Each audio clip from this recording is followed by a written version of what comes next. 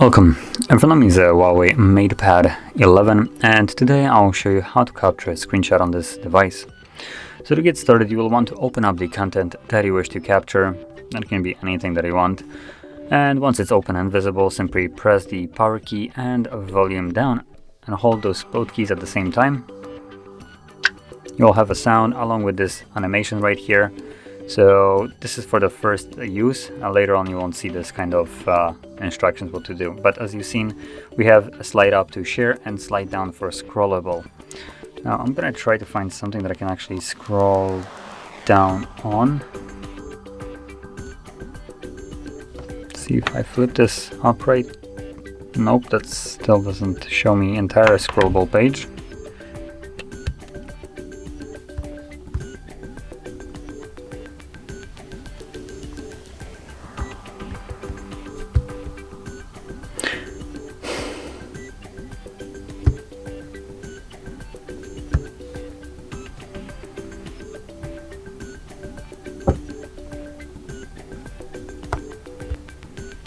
Okay, there we go. So as you can see, I can now scroll up and down.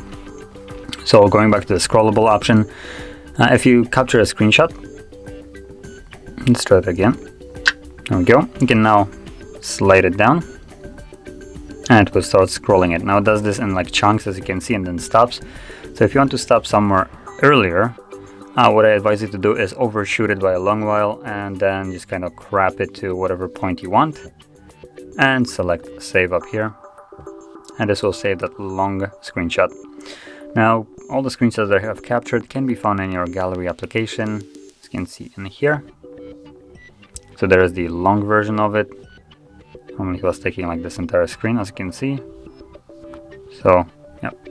And then we have the even longer version. So this is the not cropped one, as you can see.